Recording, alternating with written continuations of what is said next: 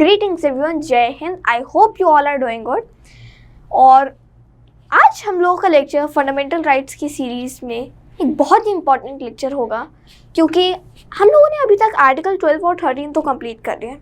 उसके आगे क्या, इक्वालिटी के राइट्स। हम लोग बात तो करते हैं कि इक्वालिटी की, बट इक्वालिटी हमारे फंडामेंटल राइट्स में कौन कौन से आर्टिकल्स में मेंशन्ड है और क्या है कि हमारे इक्वालिटी के राइट्स क्या क्या हैं। आज हम लोग ये सब पढ़ेंगे। और आज हम लोगों का फंडामेंटल राइट्स की सीरीज़ का आर्टिकल 14, 15, 16, 17 और 18 कंप्लीट होगा। सबसे पहले आज मेरा इंट्रोडक्शन जान लीजिए। मैं हूँ यशोधन सिंह, कानपुर उत्तर प्रदेश से, और मैं सिविल सर्विसेज के जो एस्पिरेंट्स हैं मैं उनको 2019 से पढ़ा रहा हूँ। और मैं Yogi Adityanath ji honourable chief minister Uttar Pradesh से भी सम्मानित हो चुका हूँ। और अब ज़्यादा टाइम ना यहाँ पे ना देते हुए हम चलिए शुरू करते हैं। तो देखिए, इक्वालिटी। अब इक्वालिटी को जानने से पहले हमें जानना होगा इक्विटी। अब देखिए, आप लोगों ने ये पिक कहीं ना कहीं देखी होगी ज़रूर। इक्वालिटी में क्या ये चीज़ सही है? जिसकी हाइट लंबी है उसको उसका तो मिल गया जहाँ पे वो खड़ा हो सकता है, जो उससे छोटा है उसको भी उतना ही मिल गया जहाँ से वो देख सकता है। जिसकी हाइट बहुत छोटी है उसका क्या, उसको तो दिखाई ही नहीं दे रहा।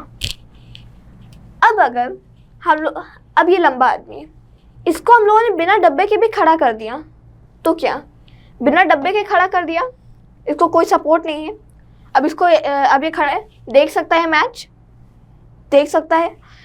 अब ये जो छोटा बच्चा है इसको तो ज़रूरत है ही, ये भी देखेगा। अब बस इसका जो डब्बा था, अब अगर इस छोटे वाले बच्चे को दे दिया जाए तो ये क्या नहीं देख पाएगा? तो इसको कहते हैं इक्विटी। देखिए, equality promotes fairness and justice by giving everyone the same thing. Equity is about making sure people get access to the same opportunities. Equity क्या है कि जितनी भी चीज़ें हैं ना, हर एक पर्सन को मिलनी चाहिए सेम अपॉर्चुनिटीज़। हर एक पर्सन को, ईच एंड एवरी पर्सन, सबके सबको सेम अपॉर्चुनिटी, इक्वल अपॉर्चुनिटी मिले, इसी को कहते हैं हम लोग क्या, इक्विटी। इक्वालिटी है सबको मतलब फेयरनेस और जस्टिस प्रमोट करना, बट इक्विटी है सभी लोगों को एग्जैक्ट सेम अपॉर्चुनिटीज़ देना। तो दिस इज़ इक्विटी। और आप इससे भी समझ सकते हैं कि जिसकी हाइट छोटी है उसको इतना मिल रहा है, तो फिर उसको केवल एक सेब मिल रहा है। जिसकी हाइट उसी के बराबर है, उसी को ज़्यादा लंबी सीढ़ी मिल रही है, वो और एप्पल्स ले सकता है। तो अब जब इन दोनों की सेम हाइट है, अगर हम इन दोनों को एकदम इक्वल लैडर दे दें तो क्या कुछ हम लोगों का हो जाएगा क्या? तो इसी को कहते हैं हम लोग इक्विटी। ओके, तो आई होप आप लोगों ने पहले इक्वालिटी और इक्विटी समझ ही लिया होगा। अब कई लोग कह रहे होंगे कि इक्वालिटी तो हम लोगों को पढ़ना है, इक्विटी क्यों पढ़ा? आगे आप लोगों को समझ में आ जाएगा। तो फिर हम लोग अपने कॉन्स्टिट्यूशन को पढ़ते हैं और चलिए देखते हैं आर्टिकल 14। अब आर्टिकल 14 क्या कहते हैं? देखिए, the state shall not deny to any person equality before the law और the equal protection of the laws within the territory of India. अब इसमें से कीवर्ड्स निकालते हैं। शैल नॉट, अब नॉट किसका होता है? आई होप मैंने आपको बताया है कि पॉजिटिव डेफिनेशन क्या होती है। हम लोगों ने लॉ में भी पढ़ा था कि लॉ क्या है और लॉ क्या नहीं है। ओके, लॉ क्या है और लॉ क्या नहीं है, इसमें क्या बताया गया है कि क्या नहीं होना चाहिए। क्या होना चाहिए तो चलिए ठीक है, क्या नहीं होना चाहिए? The state shall not deny to any person. अब इसमें एक और आ गया हमारा कीवर्ड, एनी पर्सन। पर्सन मतलब समझ रहे हैं? अब आप कई लोगों बोल रहे होंगे कि पर्सन से क्या होता है, इसमें क्या प्रॉब्लम है? देखिए, पर्सन का मतलब समझ रहे हैं, इंडिया का सिटीजन होता है। अगर कोई बाहर का भी पर्सन होगा तो उसको पर्सन, उसको सिटीजन थोड़ी बोला जाएगा, उसको तो पर्सन बोला जाएगा। यानी within the territory of India कोई भी पर्सन, चाहे फॉरेनर भी हो, इक्वालिटी बिफोर द लॉ और the equal protection of the laws within the territory of India. I hope आप समझ गए होंगे कि एक तो इसमें नेगेटिव डेफिनेशन है, फिर एक आता है इसमें पर्सन का, कि पर्सन क्या होता है, कोई फॉरेनर या फिर सिटीजन, दोनों। ऐसा नहीं है कि केवल फॉरेनर, सिटीजन को सिटीजन्स को भी इंक्लूड करके, सिटीजन्स तो होंगे, बाद में फॉरेनर्स भी ऐड हो जाएंगे within the territory of India. Obvious सी बात है कि बाहर के नागरिकों को बाहर थोड़ी मिलेगा इक्वालिटी बिफोर द लॉ, तो फिर with in the territory of India यहाँ पे ये चीज़ आती है। आई होप आप लोग ये वाला पॉइंट समझ गए हैं। तो फिर आई होप आप लोगों को ये चीज़ समझ आ गई। अब हम लोग चलते हैं, ये हमारा था आर्टिकल 14 जो हमारे कॉन्स्टिट्यूशन में मेंशन्ड है। अब यहाँ पे हम लोगों को कुछ और भी चीज़ें पढ़नी होंगी इसको डेप्थ में पढ़ने से पहले। Like A.V. डाइसी कौन था? A.V. डाइसी की बुक थी जिसको कहते हैं द कॉन्स्टिट्यूशन ऑफ इंग्लैंड। अब द कॉन्स्टिट्यूशन ऑफ इंग्लैंड में इसी ने, अब आप समझ लीजिए जो रूल ऑफ लॉ क्या आता है ना, जो रूल ऑफ लॉ की बात आती है, तो फिर रूल ऑफ लॉ भी लोग कहते हैं कि इसी ने दिया था। ओके, रूल ऑफ लॉ इसी ने दिया था। अब एक और चीज़ आती है, क्या चीज़? Equality before the law. Equality before the law. Okay, तो इसने कौन सी दो चीज़ें बोली? रूल ऑफ लॉ और इक्वालिटी बिफोर द लॉ, अपनी कौन सी बुक में? The constitution of England. अब आगे बढ़ते हैं। अब इसमें इक्वालिटी बिफोर द लॉ क्या होता है? अब देखिए, आर्टिकल 14 के तहत हम लोग दो कॉन्सेप्ट्स को पढ़ते हैं। पहला इक्वालिटी बिफोर द लॉ और दूसरा इक्वल प्रोटेक्शन ऑफ लॉज। अब आपने जैसा कि यहाँ पे देखा कि यहाँ पे हमारे कॉन्स्टिट्यूशन में भी equal protection of the laws mentioned है। अब इक्वल प्रोटेक्शन है क्या? तो चलिए हम लोग इसी को जानेंगे। पहले हम लोग जानते हैं कि इक्वालिटी बिफोर द लॉ क्या होता है, जो A.V. डाइसी ने कहा। देखिए, जो इक्वालिटी बिफोर द लॉ है ये एक ब्रिटिश कॉन्सेप्ट है, या फिर कहा जाए तो फिर ये एक इंग्लिश कॉन्सेप्ट है। अब आई होप आप लोगों ने ये कभी ना कभी जीवन में देखी होंगी। ये इनको कहते हैं लेडी जस्टिस या फिर लेडी ऑफ जस्टिस। अब इसमें क्या बोला गया? लाइक अगर मैं एक एग्जांपल लूँ, मुझे नहीं पता कि इंग्लैंड का लॉ क्या कहता है, बट मैं अगर आपको एक एग्जांपल दूँ, लाइक एक जुवेनाइल है। जुवेनाइल मतलब समझ रहे हैं? जो टीनेजर के अंतर्गत आता है लॉ के तहत। टीनेजर के तहत आप अपने याद रखने के लिए जान सकते हैं कि टीनेजर के तहत आप मान सकते हैं लाइक 18 से जिनकी कम एज है, लेकिन चाइल्ड से ज़्यादा है। ओके, चाइल्ड से ज़्यादा है बट टीनेजर से कम है, मतलब एडल्ट से कम है और चाइल्ड से ज़्यादा है, यानी टीनेजर वाले पार्ट में आपका जुवेनाइल आता है। अब जुवेनाइल का क्या है? एक हम लोगों के यहाँ भी आपने निर्भया केस में सुना होगा कि जुवेनाइल लॉ, फिर बाकी एक उसका एक्यूज भी जुवेनाइल था, तो फिर बाद में वो सब पूरी अभी कहानी में नहीं जा रहा। बट जुवेनाइल अगर किसी ने, इसने कोई काम कर दिया, लाइक इसने लॉ को वायोलेट कर दिया। अब लॉ को वायोलेट करने के बाद ये नहीं देखेंगे, ये ब्लाइंड फोल्डेड है, ये नहीं देख रहे हैं कि क्या है, कौन है ये बस अपनी सजा सुना रहे हैं। अब आप इसमें क्या देखेंगे?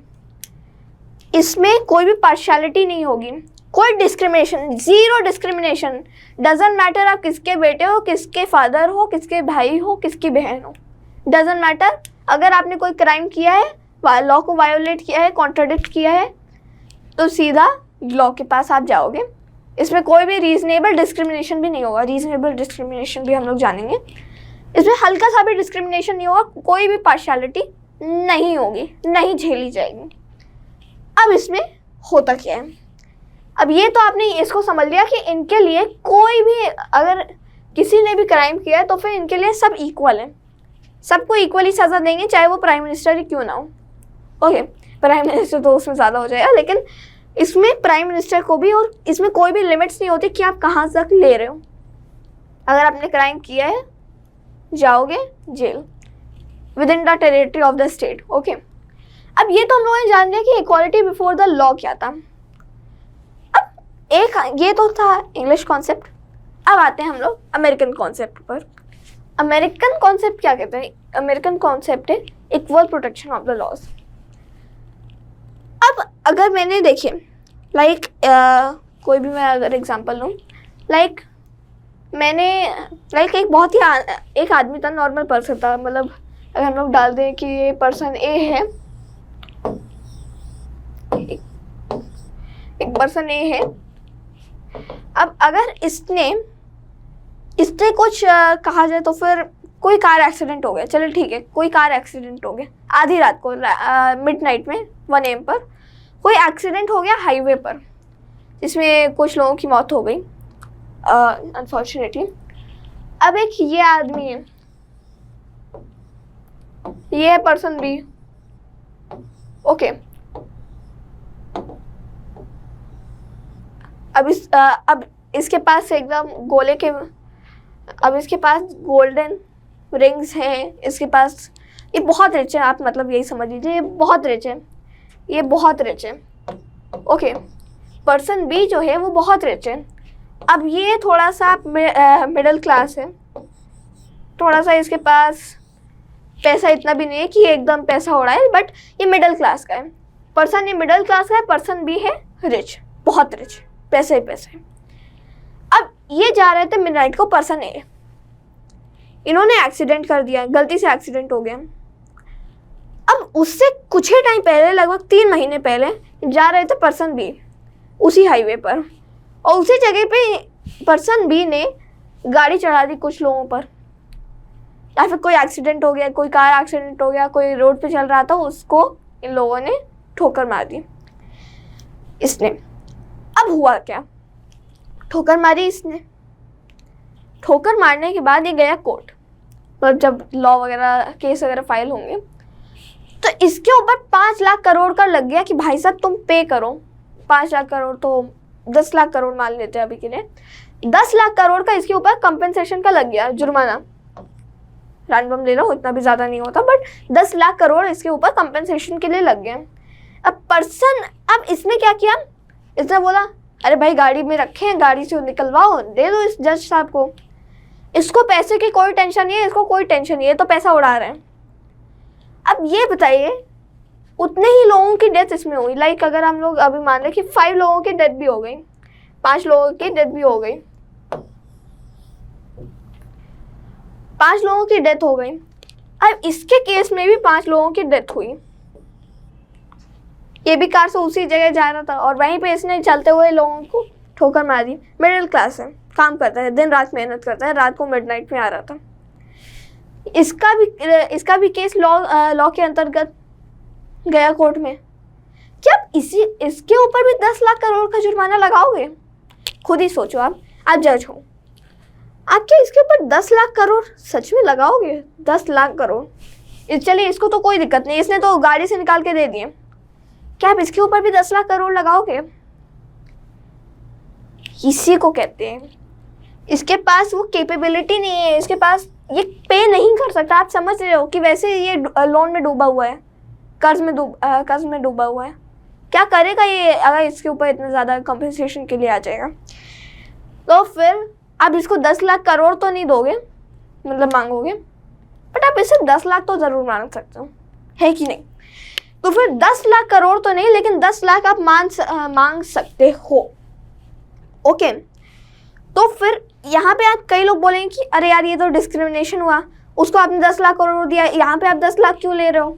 नहीं मेरे दोस्त, यही तो है रीजनेबल डिस्क्रिमिनेशन। केस के अनुसार इसमें डिस्क्रिमिनेशन, इसको डिस्क्रिमिनेशन तो वैसे नहीं कहेंगे, बट इसको नाम दिया गया है रीजनेबल डिस्क्रिमिनेशन का। ओके, तो फिर आप ये याद रखिए कि इक्वल प्रोटेक्शन ऑफ लॉज में ये कहेगा रीजनेबल डिस्क्रिमिनेशन। क्या कहेगा? Reasonable discrimination. ऐसा भी नहीं है कि 10 लाख, अगर किसी की हालत है, किसी का बजट है 20 लाख का और आप उसमें 10 लाख करोड़ का लगा रहे हो, 20 लाख करोड़ का, तो फिर क्या वो सही होगा? नहीं। तो फिर वैसे ही 20 लाख का है तो फिर 10 लाख लगा दो आप उसमें जुर्माना। ओके, तो आप ये वाला पॉइंट प्लीज़ अपनी कॉपी में लिख लीजिए, नोट में ऐड कर लीजिए। रीजनेबल डिस्क्रिमिनेशन और एग्जाम्पल भी नोट कर लीजिएगा। और ये है अमेरिकन कॉन्सेप्ट। ओके, अब आई होप आपको ये वाला चीज़ समझ में आ गया होगा।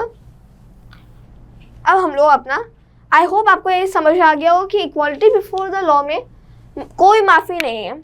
आपने जुर्म किया है, जेल जाओगे, कोर्ट जाओगे, it doesn't matter who you are, it matters who you are in equal protection of laws.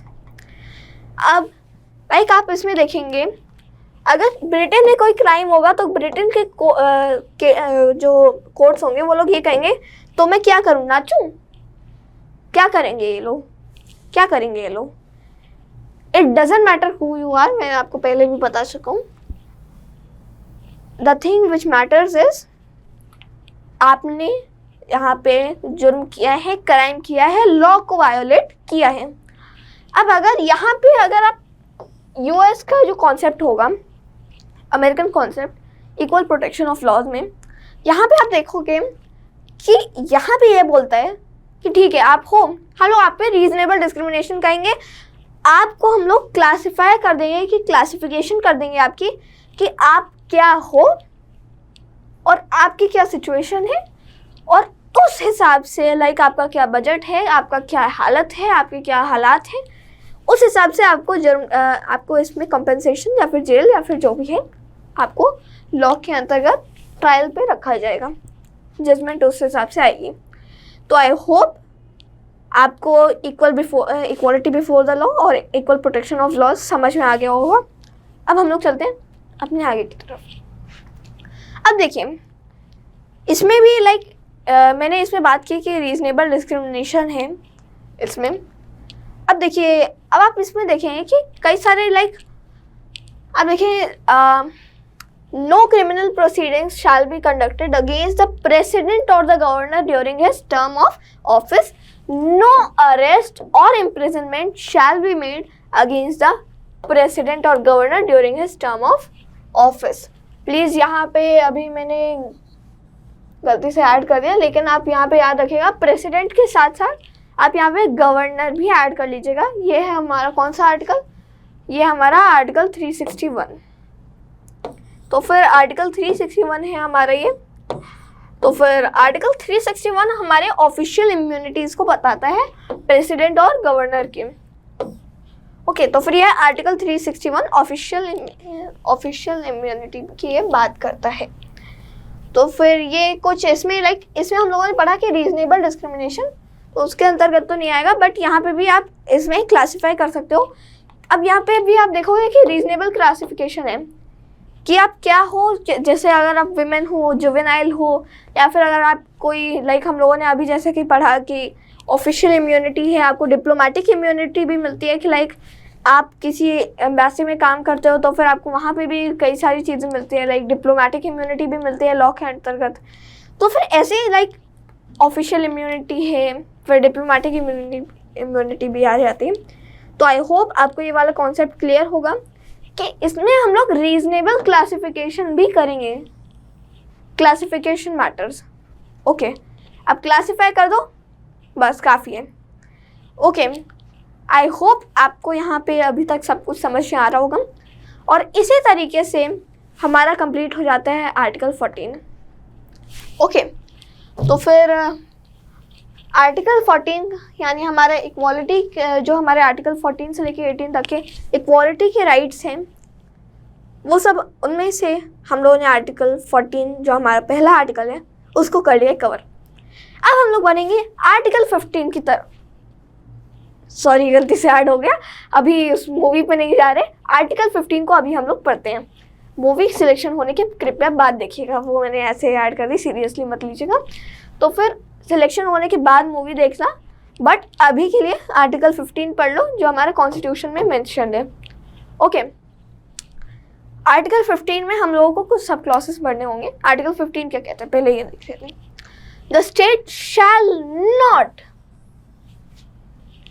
याद आया आर्टिकल 14 में हम लोगों ने क्या पढ़ा था?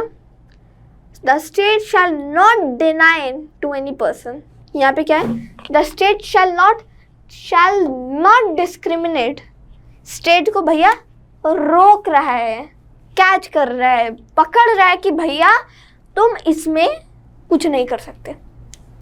क्लियर? तो फिर तुम यहाँ पर कुछ भी नहीं कर सकते। The state shall not discriminate against any citizen. वहाँ पे हम लोग डिफरेंस समझ में आ गया। ये केवल भारतीयों पे अप्लाई होता है, ये ऑल पर्सन्स पे अप्लाई नहीं होता। हम लोगों ने आर्टिकल 14 में क्या पढ़ा था? The state shall not deny equality before the law to any person. किसी भी पर्सन के लिए यहाँ पे बात की गई थी आर्टिकल 14 में। आर्टिकल 15 क्या है? ओनली सिटीजन्स की बात कर रहा है, पहले ही इसमें मेंशन कर दिया गया है। ओके, तो फिर क्या क्या मार्क करना है वो सब याद रखिएगा। On grounds only of religion, race, caste, sex, place of birth और एनी ऑफ देम। अब इसमें आप समझ रहे हैं और एनी ऑफ देम का क्या मतलब है? ये सब तो इसमें मेंशन किया हुआ है कि कौन कौन से इसके अंदर आ जाएंगे। लाइक आपका सब है, religion, race, caste, place of birth, gender, लेकिन और भी अप्लाई हो सकते हैं फ्यूचर में, और एनी ऑफ देम। ओके, तो फिर आई होप आपको ये चीज़ समझ में आ गई होगी। तो फिर ये था हमारा आर्टिकल 15 का सब क्लॉज 1। अब एक और बार मैं रिपीट कर रहा हूँ कि कई लोग बोलते हैं कि अच्छा कॉन्स्टिट्यूशन का तो तुम कॉपी करके पेस्ट कर दे रहे हो यहाँ पे आर्टिकल पूरा का पूरा, तो मतलब ही क्या बना? इसका मतलब हम ही कॉन्स्टिट्यूशन उठा के पढ़ लेते हैं, ऐसा क्यों नहीं भैया। अभी मतलब मैंने जो कॉन्स्टिट्यूशन में पूरा कॉन्स्टिट्यूशन अभी पढ़ने मत बैठिएगा, वरना आप अटेम्प्ट मेरे साथ 2032 में देंगे। तो फिर अभी के लिए कॉन्स्टिट्यूशन मत पढ़िए, जो मैं आपको बता रहा हूँ, जो मैं आपको मार्क करा रहा हूँ वही पढ़िए। तो अब आप देखिए, no citizen shall on grounds only of race, religion, caste, gender, place of birth or any of them be subject to any disability, liability, restriction or condition with regards to access to shops, public restaurant, hotels, places of public entertainment। कोई भी person है, केवल इसमें ये बोला गया है कि केवल इन्हीं में से ओनली, देख रहे हैं, ओनली इसमें आप डिसेबिलिटी, लायबिलिटी, रेस्ट्रिक्शन और condition with regards to like access to shops. I hope आपने वो वाली कंट्रोवर्सी देखी होगी, लाइक मैं मेंशन तो नहीं करना चाहता बट एग्जांपल के लिए, लाइक आपने वो वाली कंट्रोवर्सी आई होप आपने देखी होगी। इसमें एक विमेन ने साड़ी पहनी थी तो फिर उसको होटल में एंटर नहीं करने दिया गया था, रेस्टोरेंट, होटल जो भी था, तो फिर उसमें उसको एंट्री नहीं दी गई थी।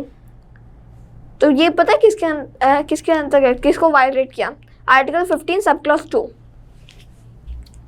तो फिर अभी मैं कोई लॉ वगैरह की बात नहीं कर रहा, अभी हम लोग अपने पॉलिटिक्स से ही जुड़े रखेंगे।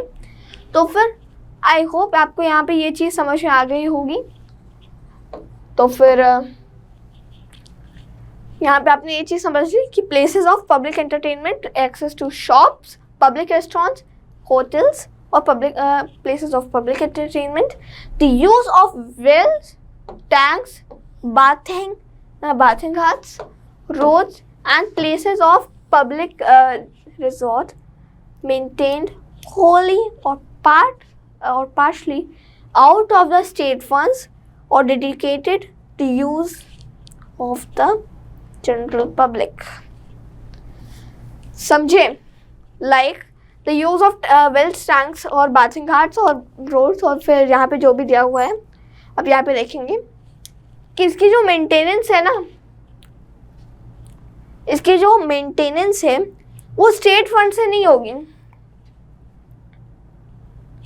ओके, अगर स्टेट करेगा भी तो फिर जनरल पब्लिक के लिए ही डेडिकेट होनी चाहिए, आपके किसी ऑफिसर या फिर किसी भी मंत्री वगैरह के लिए नहीं होनी चाहिए। आपका अगर कोई भी होगा तो फिर वो क्या होगा? आपका होगा जनरल पब्लिक। ओके, तो फिर जो स्टेट के फंड्स हैं पूरी तरीके से या फिर पार्शली डेडिकेट होने चाहिए जनरल पब्लिक के लिए, जो वेल्स घाट स्रोत पे जो मतलब मेंटेनेंस का काम होता है। आई होप आपने नमामि गंगे का भी सुना ही होगा। आर्टिकल 15 सब क्लॉज 3 क्या कहते हैं? Nothing is this article shall prevent the state from making any special provision for women and children. कुछ याद आ रहा है? विमेन के लिए reservation, women reservation, child laws, women और चाइल्ड के वेलफेयर के लिए जो लॉज लाए जाते हैं, जो एक्ट्स लाए जाते हैं, जो नए नए रेगुलेशंस लाए जाते हैं, कभी ये सोचा कि वो कौन से आर्टिकल के तहत ला? वैसे तो इसमें ये चीज़ है कि वो DPSP के तहत भी आता है, बट आर्टिकल 15 में हमारा फंडामेंटल राइट है कि जो स्टेट है कोई भी चीज़ उसको रोक नहीं सकती कि भैया तुम विमेन एंड चिल्ड्रन के लिए लॉज ना बनाओ। लॉ बनाएगा स्टेट विमेन एंड चिल्ड्रन के लिए। Yes, okay. तो फिर इसमें इतना भी आई डोंट थिंक कि प्रॉब्लम है। ये बहुत ही सबसे ज़्यादा सिंपल आर्टिकल 15 में एक तो ये और फिर सब क्लॉज 1 है। Okay, nothing in this article और in clause 2 of Article 29 shall prevent the state from making any special provision for the advancement of any socially and educationally backward classes of citizens or for the scheduled castes and the scheduled tribes, SCs and STs। समझ में आ रहा है कि जो हमारे भाई हैं जिनको सदियों से डिस्क्रिमिनेट किया गया कि उनका किस कास्ट में या फिर वगैरह वगैरह या फिर कम्युनिटी में जिनका बर्थ हुआ, सो कॉल्ड लोअर क्लास कहा गया उनको, जिनको सदियों से डिस्क्रिमिनेट किया गया, क्या उनको कोई अधिकार नहीं है? जो लोग इस डिस्क्रिमिनेशन की वजह से सोशली और एजुकेशनली वीक रह गए, बैकवर्ड रह गए, क्या उन लोगों को अपना हक नहीं है कि वो लोग वापस आ सकें और जंप बैक करके सोशली और एजुकेशनली पावरफुल हो जाए, स्ट्रॉन्ग हो जाए? क्या ये सही नहीं है? तो यही हमारी आर्टिकल 15 का सब क्लॉज 4 बात करता है कि जो एडवांसमेंट है सोशली और educationally backward classes of citizens के लिए, इसमें भी आप देखेंगे only citizens, not any person, क्योंकि बाहर के पर्सन को हम लोग क्यों इक्वालिटी दें अपने देश में, ऑब्वियस सी बात है। तो फिर आई होप आपको आर्टिकल 15 सब क्लॉज 4 भी समझ में आ गया होगा। तो फिर अब हमारा आता है आर्टिकल 15 सब क्लॉज 5। अब आप बोलेंगे कि यहाँ पे तो तुमने 6 मेंशन कर रखा है, तो आर्टिकल 15 सब क्लॉज 5 कैसे? देखिए, आर्टिकल 15 सब क्लॉज 5 मैंने ये इसलिए ऐड नहीं किया क्योंकि उसमें बस एक ही चीज़, लाइक अगर मैं आर्टिकल 14 निकालूँ तो फिर इसमें ये चीज़ बोली गई है कि आप जो स्टेट है उसको एजुकेशनल इंस्टीट्यूशंस के लिए, मैं यहाँ पे लिख भी देता हूँ, जो आर्टिकल 15 सब क्लॉज 5 जो है वो ये बात करता है कि जो सोशली और एजुकेशनली बैकवर्ड क्लासेस यानी शेड्यूल कास्ट और शेड्यूल ट्राइब्स, उनके एडवांसमेंट के लिए आपको क्या करना पड़ेगा? उसके एडवांसमेंट के लिए सोशली और एजुकेशनली बैकवर्ड क्लासेस के लिए जो एजुकेशनल इंस्टीट्यूशंस है उसमें एडमिशन के लिए उसमें बात की गई। सिंपल सा बस इतना है और फिर बस हमारा हो जाता है आर्टिकल 15 सब क्लॉज 5 भी ख़त्म। अब आता है हमारा article 15 sub clause 6। Nothing in this article और sub clause J of clause 1 of article 19 और clause 2 of article 29 shall prevent the state from making any special provision for the advancement of any economically weaker sections of citizens other than the classes mentioned in clauses 4 and 5। Clauses 4 और 5 में क्या mention किया गया? Schedule caste और schedule tribes और socially और educationally backward classes of the citizens. Okay, 3 चीज़ें mention की गई हैं, बट इसमें क्या बात की गई है कि और आपको कुछ इसमें लग रहा है कि weaker sections, economically weaker sections, कुछ याद करिए, आंखें बंद करिए, याद करिए। इकोनॉमिकली वीकर सेक्शंस, EWS, 2019 का जो आया था 103rd कॉन्स्टिट्यूशनल अमेंडमेंट एक्ट, कुछ याद आ रहा है? हाँ, अब आप अपनी आंखें खोल लीजिए और यही वो चीज़ है 2019 में जो कॉन्स्टिट्यूशनल अमेंडमेंट एक्ट आया था ना, जिससे EWS ऐड हुआ था, EWS रिजर्वेशन 10% वाला, वही चीज़ इस आर्टिकल को ऐड करके हुई। अब आप यहाँ पे समझ गए कि ये क्या कहना चाहता है। जो अगर मैं यहाँ पे खोलूँ, जो एजुकेशनली और socially backward classes, schedule caste और शेड्यूल ट्राइब्स हैं, उनके लिए यहाँ पे आर्टिकल 15 सब क्लॉज 4 और 5 में बात की गई है। बट आर्टिकल 15 सब क्लॉज 6 क्या कह रहे हैं? जो शेड्यूल कास्ट, शेड्यूल ट्राइब्स या फिर सोशली और एजुकेशनली बैकवर्ड क्लासेस नहीं है, यानी जो नहीं है, इन सबसे अलग हैं बट इकोनॉमिकली वीकर है। तो यहाँ पे आपको वो कनेक्ट हो गई चीज़। क्लॉसेस 4 और 5 में जो क्लास मेंशन नहीं की गई है, जो section of the citizens mention नहीं किया गया है, वो ये है, any special provision for the advancement of the economically weaker section of citizens other than the classes mentioned in clauses 4 or clauses 5, and insofar as such as special provisions related to their admission to educational institutions, including the private educational institutions, whether aided or unaided by the state other than the minority educational institutions, referred to clause 1 of article 30, which in case of reservation would be in addition to the existing reservations and subject to maximum of 10% of total seats in each category। समझ रहे हैं? इसमें बस यही बात की गई है कि वहाँ पे तो हम लोगों ने शेड्यूल क्लास और शेड्यूल ट्राइब्स के लिए पढ़ लिया। यहाँ पे ये बात की गई है कि एजुकेशनल इंस्टीट्यूशंस, चाहे वो एडेड हो या अनएडेड हो स्टेट के द्वारा, उनको आप यहाँ पर, एडेड हो या अनएडेड, उनको यहाँ पर क्या होगा, उनको वहाँ पे 10% ऑफ द रिजर्वेशन आपको मिलेगा वहाँ पे, जो एजुकेशनल इंस्टीट्यूशन रहेंगे। डजेंट मैटर कि आप माइनॉरिटी इंस्टीट्यूशन ही क्यों ना हो। ओके, अब आप इसमें आर्टिकल 15 हम लोगों का यहाँ पे ख़त्म हो जाता है, बट कुछ एक्स्ट्रा पॉइंट्स देख लीजिए कि हम लोग के कौन कौन से कॉन्स्टिट्यूशनल अमेंडमेंट एक्ट्स के तहत ऐड किए गए थे हमारे आर्टिकल 15 सब क्लॉज 4, 5 और 6, क्योंकि आर्टिकल 15 सब क्लॉज 1, 2 और 3 पहले से ही हमारे ओरिजिनल कॉन्स्टिट्यूशन, यानी जो 1950 को, जो 26 जनवरी 1950 at the commencement of the Indian constitution जो थे हमारे ओरिजिनल कॉन्स्टिट्यूशन में, वो तो है article sub clause 1, 2, 3। But article 4 sub clause 15, article 15 sub clause 4, 5 और 6 क्या है, ये ऐड किए गए हैं बाद में। तो आर्टिकल 15 सब क्लॉज 4 ऐड किया गया था कौन से constitution amendment act? First constitutional amendment act, यानी जो हमारे कॉन्स्टिट्यूशन में जो पहला अमेंडमेंट किया गया था, उसी से हमारा ऐड हुआ था article 15 sub clause 4। Article 15 sub clause 5 कब ऐड हुआ? हमारा आर्टिकल 15 सब क्लॉज 5 ऐड हुआ था 93rd कॉन्स्टिट्यूशनल अमेंडमेंट एक्ट 2005। तो 2005 में आपका ऐड हुआ था ये, अंडरस्टूड? तो फिर ये वाला ऐड हुआ था फर्स्ट कॉन्स्टिट्यूशन अमेंडमेंट एक्ट 1951। हमारा आर्टिकल 15 सब क्लॉज 5 हुआ था हमारा जो 93rd कॉन्स्टिट्यूशन अमेंडमेंट एक्ट आया 2005 में। और जो हमारा ये वाला जो हम लोगों ने अभी पढ़ा आर्टिकल 15 सब क्लॉज 6, ये किससे ऐड हुआ था? ये ऐड हुआ था हमारे 103rd कॉन्स्टिट्यूशन अमेंडमेंट एक्ट 2019 से, EWS वाला रिजर्वेशन, जैसा कि मैंने आपको बताया। तो फिर आई होप आपको यहाँ तक कहानी समझ में आ गई होगी, जो हमारे आर्टिकल 14 और 15। अब आप यही समझ लीजिए कि आर्टिकल 14 और 15 में ही आपको मेन समझना पड़ता है।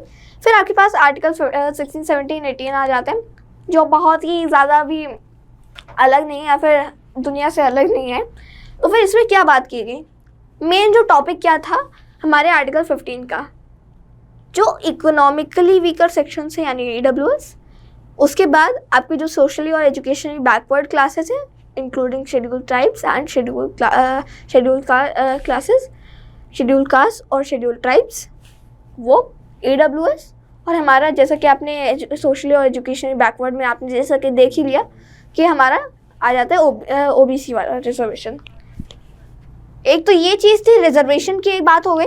और दूसरा टॉपिक क्या था आर्टिकल 15 में आपका, the state shall not discriminate नहीं करेगा स्टेट। ओके, चाहे वो जेंडर के बेस पे हो, चाहे वो रेस के बेस पे हो, चाहे वो आपके रिलीजन के बेस पे हो, चाहे वो आपके कास्ट के बेस पे हो, कास्ट या फिर कम्युनिटी के बेस पे हो, या फिर वो आपके प्लेस ऑफ बर्थ पे भी बेस्ड हो कि कहाँ पे आपका बर्थ हुआ। तो फिर इस वजह से लाइक एग्जाम्पल दूँ, लाइक एक पर्सन ए है और फिर पर्सन बी क्या जॉब लेने गया सिटी में, तो उसको बस ये पूछा गया कि कहाँ से आए हो। लाइक जो मुंबई वाला क्षेत्र है, जो मेन मुंबई है सिटी साइड, वहाँ पे अगर उससे पूछा गया कि कहाँ से आए हो, तो अगर वो बोलेगा कि नाला सुपारा से आया हूँ, जो थोड़ा सा इकोनॉमिकली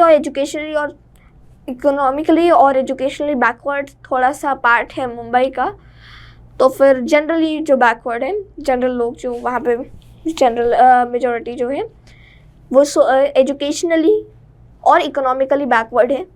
तो कई बार ऐसा भी होता है कि लाइक कोई नॉर्थ ईस्ट से आया था, उसको बैंगलोर में जॉब नहीं दी गई, तो फिर प्लेस ऑफ बर्थ के बेस पर, और एक आपका इसमें रेस का भी आ जाता है, जेंडर का भी आ जाता है, फिर इकोनॉमिक का भी आ जाता है कि आपकी इकोनॉमिक हालत क्या है। ओके, तो आई होप आपको आर्टिकल 15 अभी तक सब कुछ क्लियर होगा। हम लोगों ने article 15 sub clause 1, sub clause 2, सब clause 3, sub clause 4, sub clause 5 और सब क्लॉज 6 पूरा कॉन्स्टिट्यूशन में जो हमारे प्रोविजंस दिए हुए हैं और सब कुछ समझते हुए हम लोगों ने कवर कर लिए। अब हम लोग बढ़ेंगे आर्टिकल 16 की तरफ, बट एक और लैंडमार्क केस आप जान लीजिए, चंपकम दोराई राजन केस। बेसिकली चंपकम दोराई राजन एक लेडी थी जिनको डाउट था रिजर्वेशन पे। बेसिकली वो मेडिकल कॉलेज में गई हुई थी, तो उनके जो कॉम्पिटिटर्स थे उनको उनके कम नंबर आए थे उनसे, बट तभी उनको सीट मिल गई। तो इसी से थोड़ा सा कंफ्यूज होके वो कोर्ट जाते हैं, supreme court of India, honourable supreme court. फिर वहाँ पे जो जजमेंट आती है उस हिसाब से आप उसको पढ़ सकते हैं। हम लोग उसके ऊपर अलग से भी लेक्चर लेके आएंगे, बट अभी आप यहाँ पे चंपकम दोराई राजन केस का आप यहाँ पे एक मेंशन कर दीजिए। मैं आपका नेक्स्ट लेक्चर जो होगा पॉलिटी पे, मैं उसमें एक और लेक्चर लेके आऊँगा जो होगा चंपकम दोराई राजन केस, लैंडमार्क केसेस की भी सीरीज़ में हम लोग ले आएंगे। तो फिर अब हम लोग पढ़ेंगे आर्टिकल 16। आर्टिकल 16 क्या कहते हैं, देखिए, there shall be equality of opportunity for all citizens in matters relating to employment of और appointment to any office under the state. देखिए, लाइक कोई भी पर्सन है, चाहे जो भी हम लोगों ने आर्टिकल 15 में जो हम लोगों ने पढ़ा कि वो चाहे किस रेस से आता है, किस कास्ट से आता है, किस कम्युनिटी से आता है, किस रिलीजन से आता है, किस जेंडर से आता है, किस प्लेस ऑफ बर्थ से आता है, इट डजेंट मैटर। अगर आपको अपॉर्चुनिटी मिली है, अगर आप उसके लिए एलिजिबल हो, तो आप एक्चुअली बिंदास होके उसमें आप अपॉइंटमेंट के लिए आप डाल सकते हो। अगर आपको अपॉर्चुनिटी मिली है तो आप उसमें अप्लाई कर सकते हो। उसमें आपको अब देखिए, एक और बात की गई कि स्टेट के अंदर आने वाली जॉब्स, कोई भी प्राइवेट सेक्टर में, ये ज़रूरी नहीं कि आप वहाँ भी रिजर्वेशन डालो।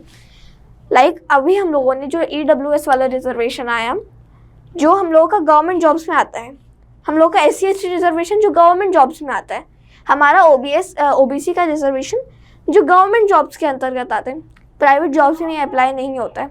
ओके, केवल ये अप्लाई होगा रिजर्वेशन वाला मैटर, ये हमारा अप्लाई होगा कहाँ पर, आर्टिकल 16, या फिर कहा जाए तो फिर स्टेट के अंदर जितने भी आते हैं, लाइक गवर्नमेंट ऑफिसेज हो गए, गवर्नमेंट डिपार्टमेंट्स हो गए, तो फिर उन सब में अगर आपको नौकरी चाहिए तो फिर आपको रिजर्वेशन तो मिलेगा भी, और आपको इक्वल अपॉर्चुनिटी मिलेगी। आपके साथ कोई भी मिसबिहेव नहीं किया, आपको अनइक्वल ट्रीटमेंट या फिर डिस्क्रिमिनेशन आपको नहीं झेलना पड़ेगा। बस इतनी सी बात है, और आपका यहाँ पे खत्म।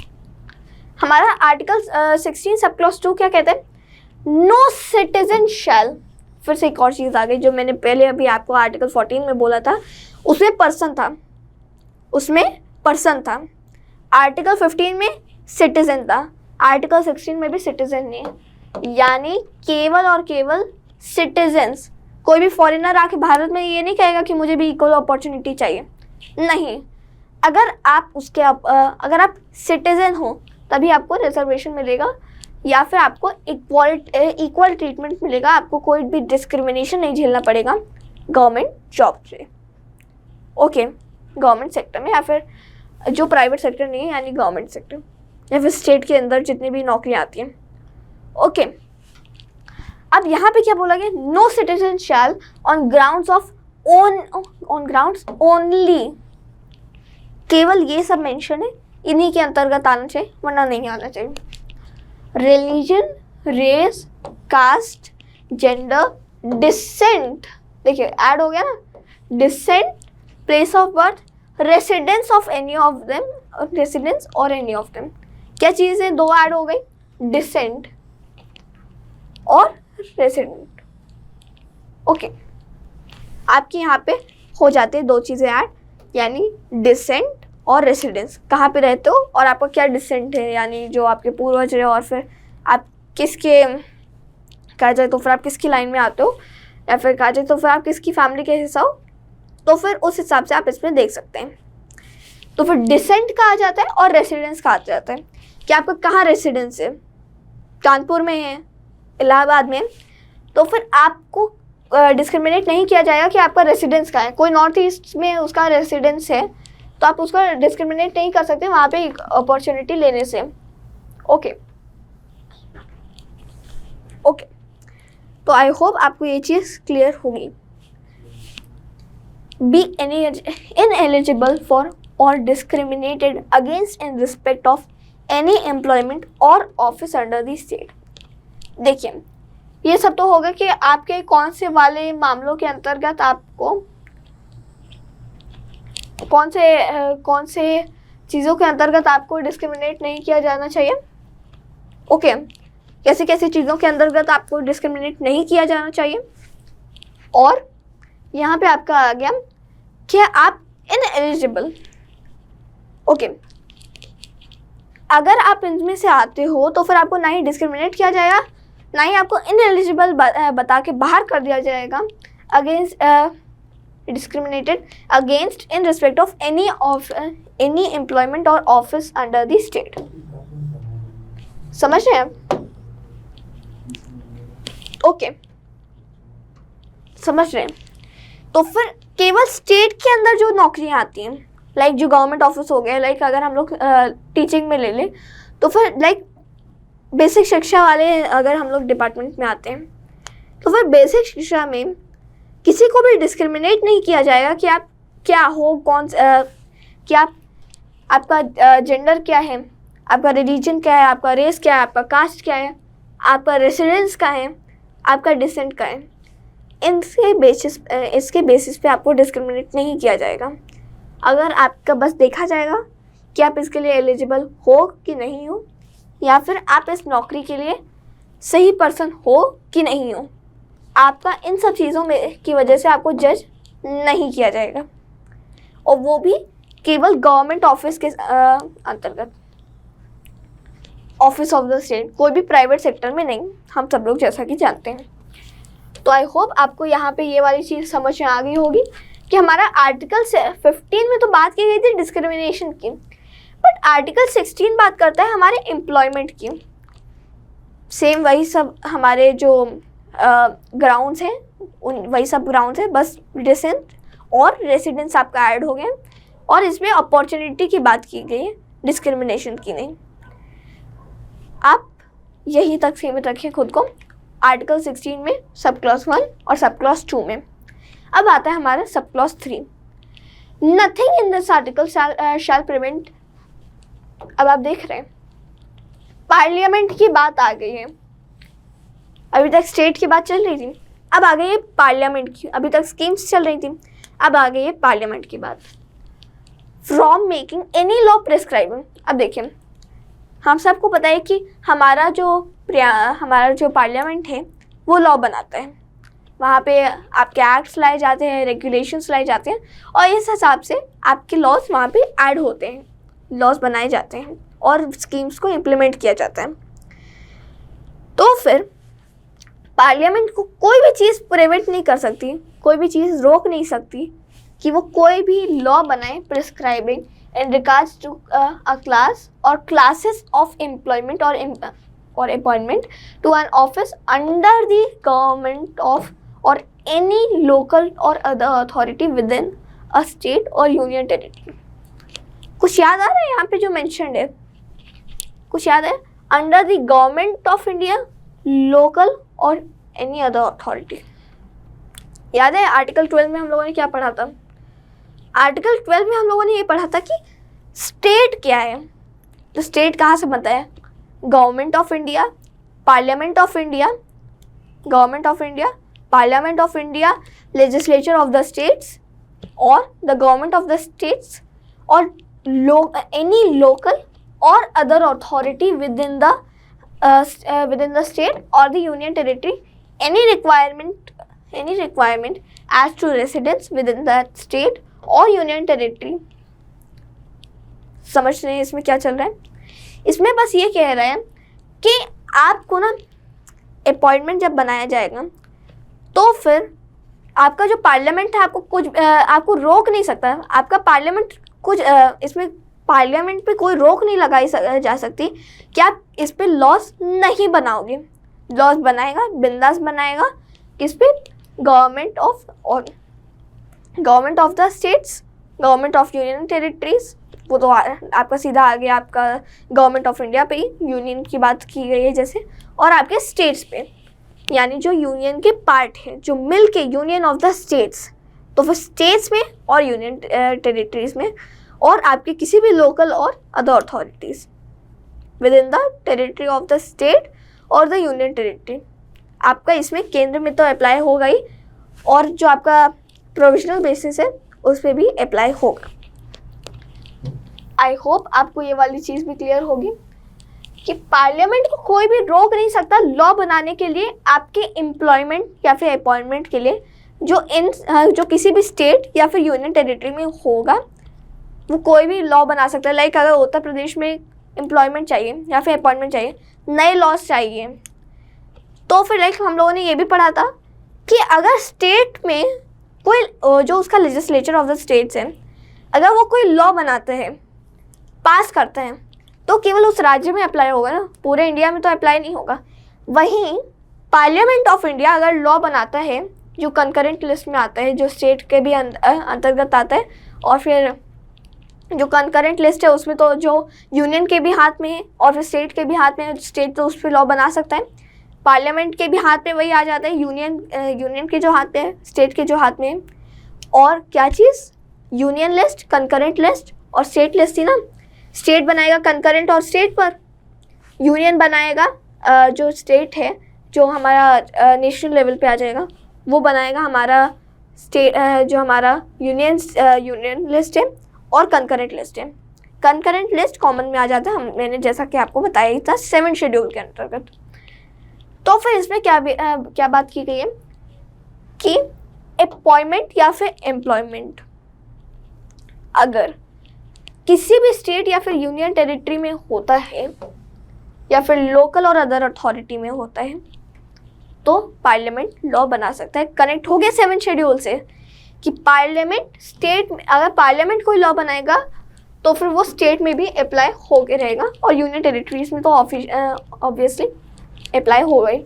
सब क्लॉज 4 में क्या बात की गई? Nothing in this article shall prevent the state from making any provision for the reservation of appointments or posts in favor of any backward class of citizens which in the appointment of the state is not adequate represented in the services under the state. Simple सी बात इसमें यही की गई है, reservation in employment और appointment of employees under the state, जो हमारा नेशनल लेवल पे भी आ जाएगा और जो हमारा नेशनल लेवल पे आ जाएगा. रिजर्वेशन की बात की गई है बैकवर्ड क्लासेस के लिए, backward classes of the citizens again, जो कि फॉरेनर्स में तो कोई बैकवर्ड होगा नहीं. हमारे जैसे हम लोगों ने अभी पढ़ाई कि पर्सन्स इसमें मेंशन नहीं है. इसमें फिर से आर्टिकल 15 और आर्टिकल 16 में मेंशन है सिटीजन. और which in the opinion of the state is not adequately represented in the services under the state. आपको इक्वली रिप्रेजेंटेशन मिलेगी जो हमारा इसके अंदर गवर्नमेंट के अंदर ऑफिसेज आ जाएंगे। तो फिर I hope article 15 sub clause 4 भी आप समझ गए होंगे। अब आप इसमें आप समझेंगे आर्टिकल 16 सब क्लॉज 4A। तो फिर आप जैसा कि इसमें समझ ही सकते हैं कि सब क्लॉज 4A है कैपिटल A, यानी ये अमेंडमेंट के तहत ऐड किया गया था। Okay, nothing in this article shall prevent the state from making any provision for reservation. इसमें भी वही बात की गई है, रिजर्वेशन की बात की गई है जो हम लोगों ने अभी इससे पहले आर्टिकल 16 सब क्लॉज 4 में भी पढ़ा। इसमें वही बात की गई है। इन मैटर्स ऑफ प्रमोशन, अब देखिए वहाँ पे बात की गई थी अपॉइंटमेंट या फिर एम्प्लॉयमेंट के लिए, यहाँ पे क्या बात की गई है, प्रमोशन के लिए। कि लाइक जैसे आप देखेंगे कि SC या फिर ST कैटेगरी में है जो कोई, अगर कोई भी है तो उसको पहले प्रमोशन मिलेगा। ये हम लोगों का आर्टिकल 16 सब क्लॉज 4A के तहत आता है, यानी ये बाद में ऐड किया गया, ओरिजिनल कॉन्स्टिट्यूशन में नहीं था। आर्टिकल 16 सब क्लॉज 4 का ही एक एडिशनल सब क्लॉज बनाया गया है उसी के अंतर्गत। Okay, in matters of promotion with consequential seniority, आप कई जगह देखेंगे कि सीनियरिटी के बेसिस पे भी प्लस प्रमोशन होगा आपका टू एनी क्लास। अब यहाँ से हम लोग कुछ पॉइंट्स उठाना शुरू कर देंगे। यहाँ पे जो प्रमोशन की बात की गई है ये ऐड किया गया था आपके 77th कॉन्स्टिट्यूशन अमेंडमेंट एक्ट 1995 से। ओके, यहाँ पे आपका ये चीज़ हो गया। और classes of post in the services under the state in favour of the scheduled caste and the scheduled tribes which in the opinion of the state are not adequately represented in the services of the state।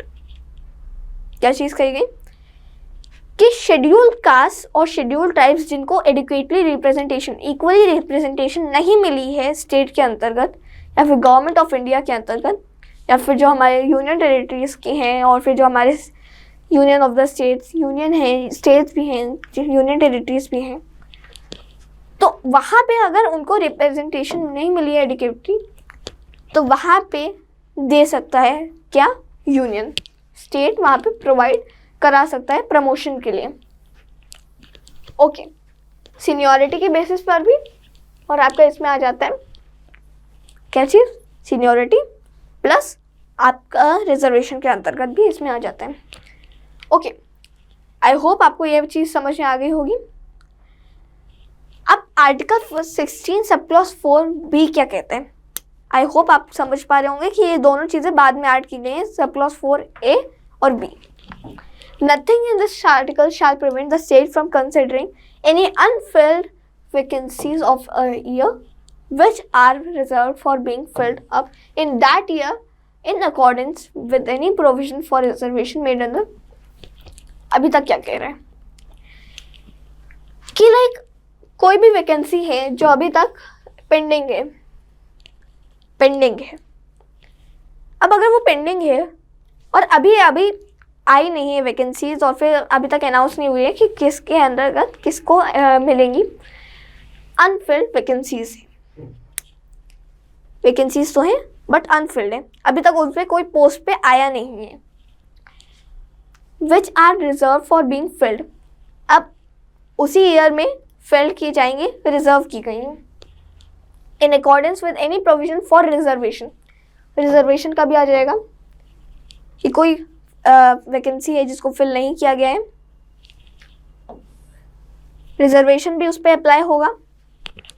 Made under clause 4 जो हम लोगों ने पढ़ा कि employment के लिए भी बात की गई है सब क्लॉज 4 में, एम्प्लॉयमेंट के लिए। और clause 4A as a separate class of vacancies to be filled up in any succeeding year or years, and class of vacancies shall not be considered together with the vacancies of the year in which they are being filled up।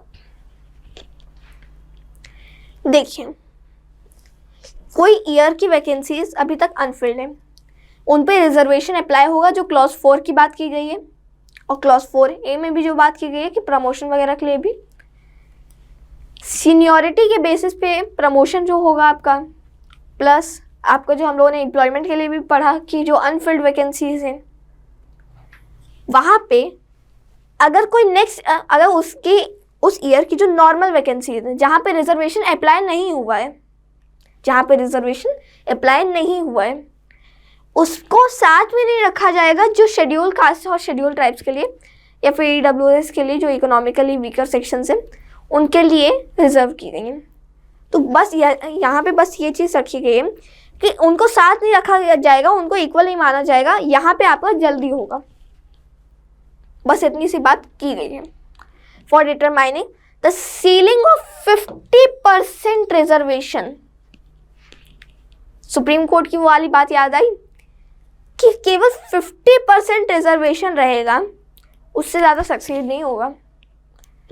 10 अब यहाँ पे आप देखें EWS में यहाँ पे 10% हो गया, यहाँ पे आपका इस पे बात की गई कि एक्सीड नहीं होगा।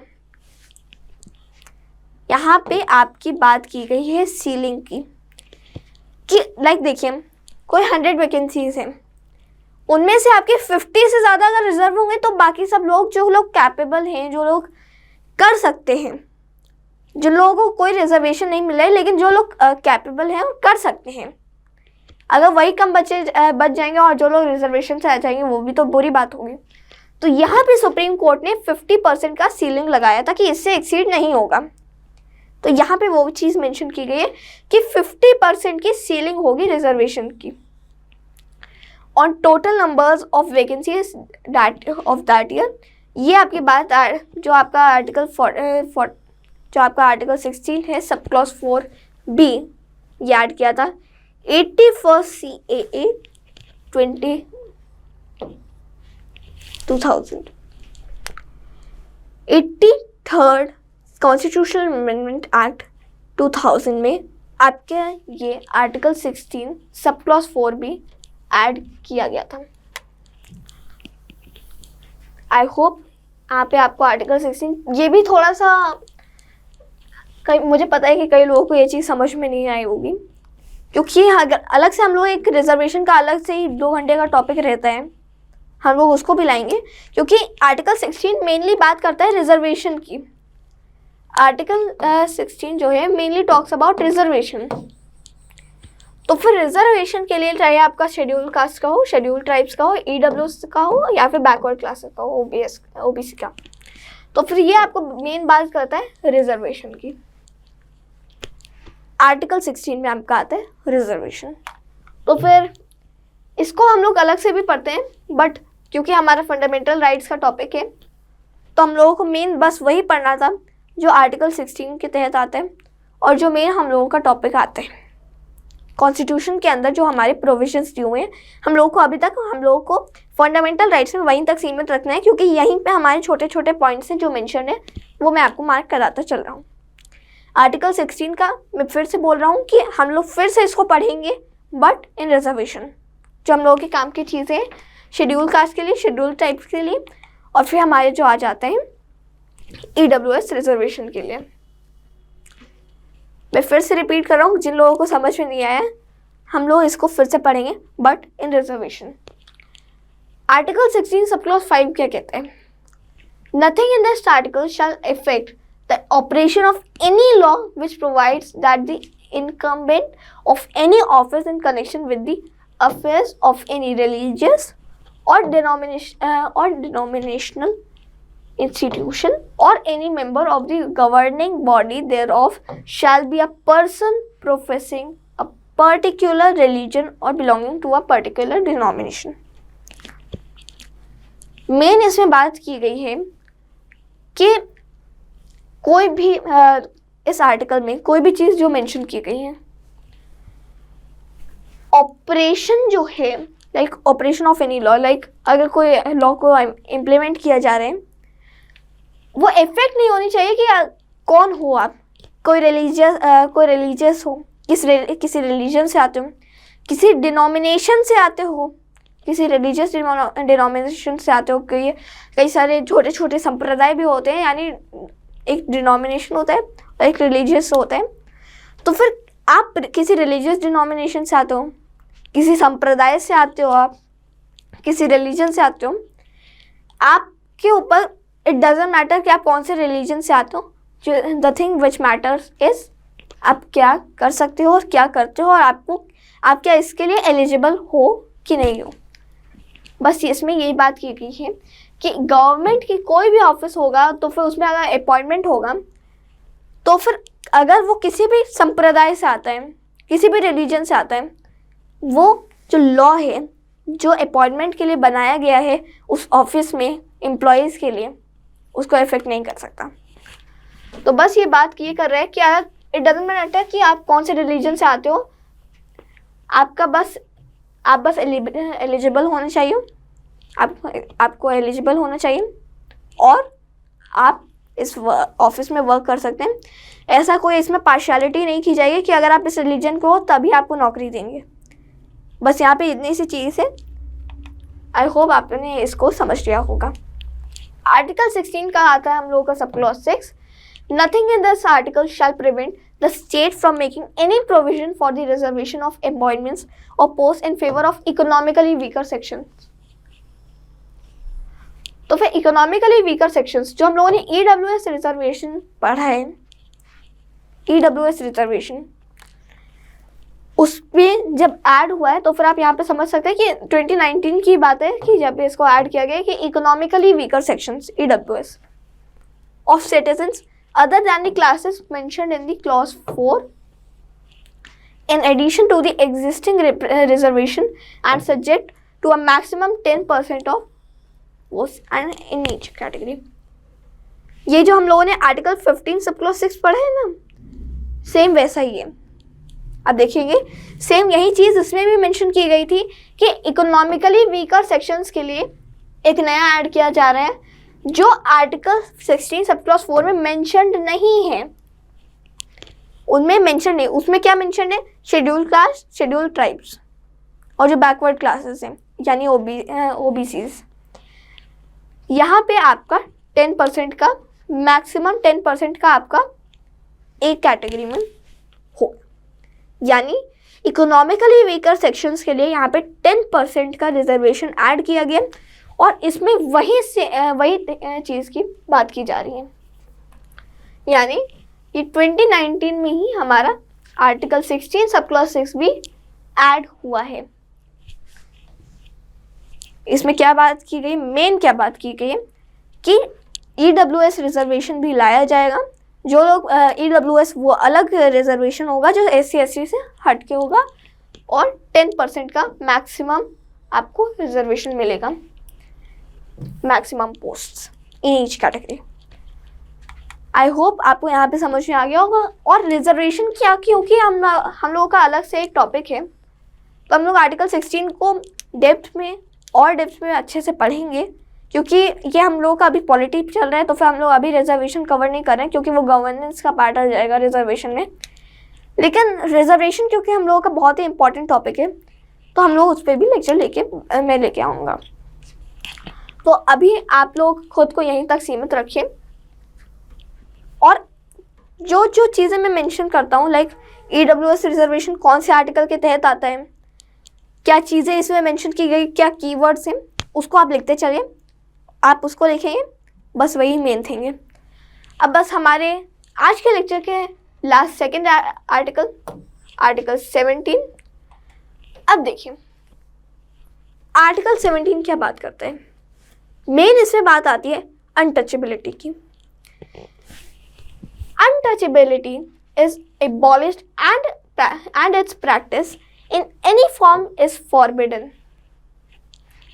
अनटचेबिलिटी को एबॉलिश किया जाता है और किसी भी फॉर्म में। अब देखिए एक तो ये भी चीज़ मैं आपको कंट्रोवर्सी तो बताऊंगा कि इसके रिलेटेड क्या हुआ है और लोगों के क्या थॉट्स हैं कोर्ट्स को लेकर, और एक ये भी चीज़ आ जाती है कि इसको एबॉलिश किया जाता है और इसके साथ जो प्रैक्टिसेस चलती हैं यानी अनटचेबिलिटी के साथ लाइक कई सारी डिस्क्रिमिनेटरी प्रैक्टिसेस, अनटचेबिलिटी तो अलग से एक मेंशन किया गया है बट उसके साथ ही साथ और भी कई सारी एक्टिविटीज़ को मेंशन इसमें इनडायरेक्टली मेंशन किया गया है।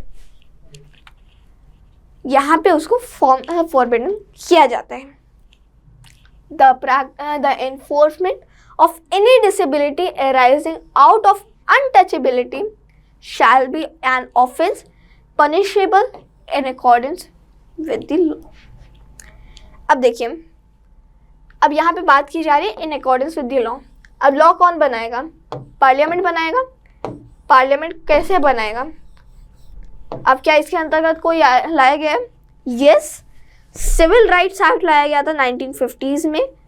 उसमें चर्चा की गई थी अनटचेबिलिटी के क्या पनिशेबल ऑफेंसेस हो सकते हैं इसके अंतर्गत जो आ सकते हैं. हमारे भाइयों को जिनको सदियों से डिस्क्रिमिनेट किया गया था कि उनका क्या किस बेसिस पे कि वो कौन सी community so called lower class से आते हैं, इस वजह से यहाँ पे हम लोग जो प्रैक्टिस थी अनटचेबिलिटी वो तो ब्रिटिशर्स के भी टाइम पे चलती आई थी और आज़ादी के टाइम पे भी कई सारे इलाकों में देखी जा सकती थी उस टाइम, अभी भी देखी जा सकती है. बट हम लोगों ने उसको पनिशेबल ऑफेंस बनाए हैं. सिविल राइट्स एक्ट जो जैसा कि मैंने आपको बताया कि उसको भी लाया गया है 1950s में. तो अनटचेबिलिटी एक तो मैंने आपको बता दूं कि ये वाला जो कोर्ट्स वाला कंट्रोवर्सी है, आप डायरेक्टली अनटचेबिलिटी मत लिखिएगा.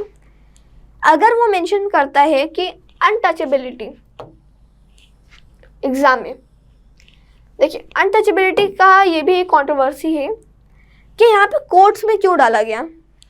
देखिए, हम लोगों ने इसको एक्सप्रेसली डिफाइन नहीं किया गया है कि अनटचेबिलिटी एक्चुअली क्या है. हम लोगों ने कोर्ट्स में डाला है. हमारे जो फोर फादर्स है of the constitution, makers of the constitution, courts में उन्होंने क्यों डाला? क्योंकि ये लोग डिफाइन नहीं करना चाहते हैं, लिमिट नहीं करना चाहते थे. इस वजह से उन्होंने कहा कि और एनी फॉर्म इज फॉरबिडन. अब आप समझिए कि इसको लिमिट में ना रखते हुए एनी फॉर्म किसी भी टाइप में हो सकता है. अनटचेबिलिटी को इस वजह से डिफाइन नहीं किया गया है क्योंकि हम लोग अलग अलग आर्टिकल्स हर एक कहा जाए तो फिर एक सो कॉल्ड डिस्क्रिमिनेटरी बेसिस पे हम लोग नहीं कर सकते. सो कॉल्ड डिस्क्रिमिनेशन के लिए हम लोग हर एक प्रैक्टिस को नहीं कर सकते कॉन्स्टिट्यूशन में इंक्लूड एक अलग अलग आर्टिकल्स. तो इस वजह से हम लोगों ने इसमें एनी फॉर्म ऐड किया और हम लोग क्योंकि लिमिट नहीं करना चाहते थे तो फिर हम लोगों ने इसको कोर्ट्स में डाला. ओके, तो ये भी एक चीज़ आ जाती है जो आपको समझनी पड़ेगी कि कोर्ट्स में क्यों रखा गया, क्योंकि इसको हमारे जो forefathers of the constitution है वो लोग इसको लिमिट नहीं करना चाहते थे. तो फिर जो डिस्क्रिमिनेशन है जो सदियों से चलता आया है, इस हाथ को वापस हटाने के लिए हम लोगों ने यहाँ पे आर्टिकल 17 के तहत डिस्क्रिमिनेशन जो अनटचेबिलिटी थी उसको एबॉलिश किया. इस पैर को हटाने के लिए और इनको वापस ऊपर लाने के लिए हम लोगों ने रिजर्वेशन लाए, हम लोगों ने अनटचेबिलिटी को एबॉलिश किया. ये चीज़ आपको आई होप समझ में आ गई होगी.